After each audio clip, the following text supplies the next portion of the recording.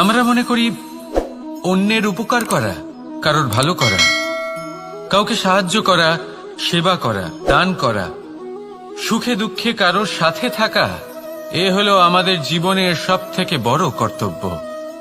এটাই আসল কর্তব্য। কিন্তু এটা কি সত্যি?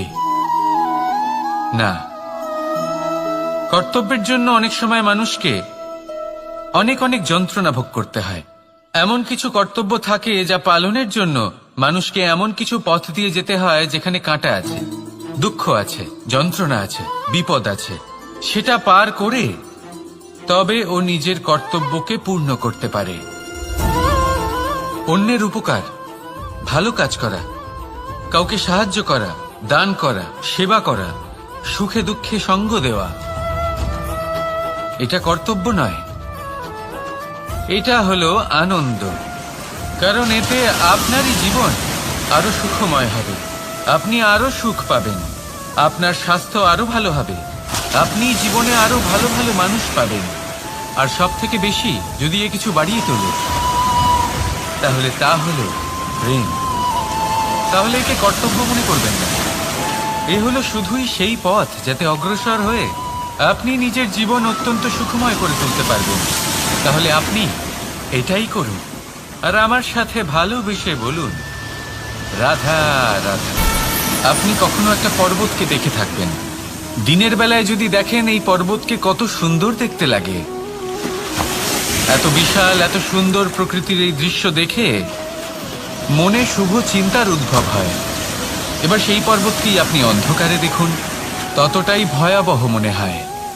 এবার এটাই হয় মানুষের সাথেও, আর এটাই হয় অন্য কোনো স্থানের সাথেও। এবার এর কারণ কি? তাহলে কি মানুষের রূপ, তার ব্যক্তিত্বের কোনো মাহাত্ম্য নেই? না, এরকম কখনোই নয়। এর সমস্ত কৃতিত্ব পায় প্রকাশ। শুধুমাত্র এই প্রকাশই আপনার গুণকে, আপনার ব্যক্তিত্বকে, আপনার রূপ আরো উজ্জ্বল করে সংসারের সামনে নিয়ে আসে। তাহলে আপনিও অন্ধকার থেকে প্রকাশের পথে অগ্রসর হন, সেই মানুষগুলোর দিকে অগ্রসর হন, সেই দিশায় অগ্রসর হন যা আপনার ভেতরের গুণগুলিকে, আপনার ব্যক্তিত্বকে সংসারের সামনে আনতে পারে। যদি আপনি তা করতে পারেন তাহলে আপনি জীবনভর সুখী থাকবেন। আসুন আর আমার সাথে ভালোবেসে বলুন, রাধা রাধা। আপনি কখনো সূর্যের আলোকে নিজের হাতের মুঠোর মধ্যে রাখার চেষ্টা করেছেন? আপনি নিশ্চয়ই জানেন যে সেটা সম্ভব নয়। আপনি জলকে কখনো বেঁধে রাখার চেষ্টা করুন, সেটাও সম্ভব নয়। কিন্তু যখন এই সূর্যের প্রকাশ, এই উত্তাপ পৃথিবীতে আসে, তখন ধরিত্রী কি করে? সে সমস্ত বনস্পতির মধ্যে তা ভাগ করে দেয়, তাদের বিকাশের সহায়ক হয়ে ওঠে। আর এই ধরিত্রীকে পুজো করা হয়, একে ধরিত্রী মাতা বলা হয়। সেই রকমই চন্দ্রমা রাত্রে যখন উজ্জ্বল হয়, নিজের আলো বিকশিত করে, তখন পথচারী পথিককে তার পথ দেখায়। সেই জন্য চন্দ্রমাকে দেবতা বলা হয়। ঠিক সেইভাবেই আপনি কখনো এই প্রকৃতিকে বেঁধে রাখার চেষ্টা করবেন না। একে আগলে রাখতে শিখুন, একে ভাগ করে নিতে শিখুন, ঠিক প্রেমেরই মতো। এই প্রেমকে কখনো নিজের হাতের মুঠোয় আবদ্ধ করার চেষ্টা করবেন না, বরং একে মন খুলে ভাগ করে নিতে শিখুন। এটা যদি আপনি শিখে নিতে পারেন তাহলে নিজেকেও প্রসন্ন রাখতে শিখে যাবেন, অন্যদেরও প্রসন্ন রাখতে শিখে যাবেন। আসুন আর আমার সাথে ভালোবেসে বলুন, রাধা রাধা। দুঃখ কি, ভয় কি, এদের কিছুটা এইভাবে ভাবা যেতে পারে। জীবনে যখনই আপনি কিছু একটা লাভ করবেন, তখন সেটা হারানোর ভয় তার সাথেই চলে আসে। যেমন আপনি যদি ধন অর্জন করেন, ধন হারানোর ভয় তার সাথেই চলে আসে। সম্পত্তি অর্জন করলে সেটা লুট হবার ভয় তার সাথেই চলে আসে। আর এটা জীবনের সাথেও হয়। যেই মুহূর্তে আপনি জন্ম নেন, মৃত্যুর ভয় তার সাথেই চলে আসে। জন্ম না নিলে মৃত্যু কিভাবে হবে? মৃত্যুর ভয় কোথা থেকে আসবে? এবার এই ভয় কি সেটা আপনাকে বুঝিয়ে বলি। এই ভয় যদি মনের মধ্যে থাকে, জীবনে থাকে, তাহলে যা কিছু লাভ করবেন সুখ, সম্পত্তি, সুবিধা, ধন, এইগুলি লাভ করার একটা আনন্দ থাকে, এদের সাথে জীবনযাপন করার একটা আনন্দ থাকে। এই ভয় সেই আনন্দ আপনার থেকে কেড়ে নেয়। ধরে নিন কাল আপনার মৃত্যু হতে চলেছে। এবার কালকের মৃত্যুর ভয় আজই মনে পুষে রাখলে তাহলে এই ভয় আজকের সুখ, আজকের শান্তি আপনার থেকে কেড়ে নেবে। ভয় এটাই করে। সেই জন্য মনে রাখবেন, ভয়ের সঙ্গ আপনি ত্যাগ করে দিলে জীবনযাপনের যে সুখ তা চিরকাল আপনার সাথে থাকবে। আসুন আর আমার সাথে ভালোবেসে বলুন, রাধা রাধা।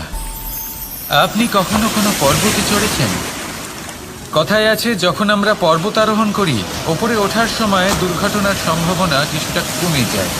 সেখানেই যখন পর্বত থেকে নিচে নামি, তখন দুর্ঘটনার সম্ভাবনা অত্যন্ত বৃদ্ধি পায়। অর্থাৎ নামার সময় আমাদের আরও ভারসাম্য বজায় রাখতে হয়, আরও সাবধানে থাকতে হয়, অর্থাৎ বিবেককে জাগিয়ে রাখতে হয়। এবার জীবনেও সাফল্যের পর্বত আরোহণের সাথে এটাই হয়। যখন আমরা সাফল্যের পর্বত আরোহণ করতে থাকি, তখন এমনিই আমাদের লক্ষ্য আমাদের গন্তব্যের দিকে থাকে। আমরা নিরন্তর পরিশ্রম করি, চেষ্টা করতে থাকি, আমাদের মধ্যে সেই উৎসাহ থাকে, সেই সাহস থাকে। কিন্তু একটা কথা সত্যি, সমস্ত আরোহণের পরে অবরোহণ থাকে। আর এই অবরোহণই থাকে যেখানে বেশিরভাগ মানুষ নিজের ভারসাম্য বজায় রাখতে পারেন না, আর সেখানেই ভেঙে পড়েন। তাই জীবনে যদি সাফল্যের শিখরে পৌঁছতে চান, তাহলে আপনাকে নিরন্তর প্রয়াস করতে হবে, সংঘর্ষ করতে হবে, পরিশ্রম করতে হবে, আর নিজের লক্ষ্যের দিকে একাগ্রতা কেন্দ্রীভূত করতে হবে। তাহলে আপনি নিজের লক্ষ্য অবশ্যই পাবেন। কিন্তু যখন অবরোহণের সময় আসবে, যা নিশ্চিত রূপে আসবেই, তখন আপনাকে সংঘর্ষ করতেই হবে, ধৈর্য ধরতেই হবে, সাবধানে থাকতেই হবে, ভারসাম্য বজায় রাখতেই হবে। এটা হলো অত্যন্ত আবশ্যক, কারণ পরবর্তী সাফল্যের শিখরে আপনাকে পৌঁছতেই হবে, আর তার জন্য আপনাকে সুরক্ষিতভাবে অবরোহণ করতেই হবে। ঠিক কি না? আসুন আর আমার সাথে ভালোবেসে বলুন, রাধা রাধা। প্রসন্নতা এমন এক অনুভূতি যা আমরা সকলে পেতে চাই। এবার এটা ভেবে দেখুন যে আমরা আমাদের প্রসন্নতার জন্য অন্য কাউকে দায়ী কেন করি। আজও এরকম কিছু করেছে, ওর জন্য আমি দুঃখী হয়ে আছি। আজও এমন কিছু করলো যার ফলে আমার মন প্রসন্ন হয়ে উঠল। না, আপনাকে স্পষ্ট করে একটা কথা বলে দিই, আপনার প্রসন্নতা না শুধু আপনার নির্বাচন, না শুধু আপনার হাতে রয়েছে, বরং আপনি নিজের প্রসন্নতাকে নিজেই আকৃষ্ট করেন। এই ফুলগুলিকে দেখুন, এই ফুল এর সুগন্ধ ছড়ায়, আর এই ফুল নিজের দিকে কীট পতঙ্গদের আকৃষ্ট করে। এবার দেখুন, কীট পতঙ্গ কাদের আকৃষ্ট করে? গিরগিটি বা ব্যাঙ, এরকম কিছু প্রাণী। এবার এই যে ফুল, কীট পতঙ্গের জন্য এই যে ফুল, তার বিকাশ হয়, এ আরো প্রস্ফুটিত হয়, ওর বংশ আরো বৃদ্ধি পায়। তাই এর তাৎপর্য হলো সহজ, ফুল উচিত ব্যক্তিকে নিজের দিকে আকৃষ্ট করে। এবার কীট পতঙ্গের কথা বললে তারা কাদের আকৃষ্ট করে? তাদেরই যারা তাদেরই শিকার করবে, খাদ্যরূপে গ্রহণ করবে। এবার কাকে আপনি নিজের দিকে আকৃষ্ট করতে চান তার নির্বাচন আপনারই। আপনি কি প্রসন্নতাকে নিজের দিকে আকৃষ্ট করতে চান নাকি অপ্রসন্নতাকে করতে চান, তার নির্বাচন আপনারই। আপনি জীবনে যা কিছু পাবেন, সুখ, দুঃখ, আশা, নিরাশা, প্রসন্নতা, অপ্রসন্নতা, সবই হলো আপনারই নির্বাচনের পরিণাম।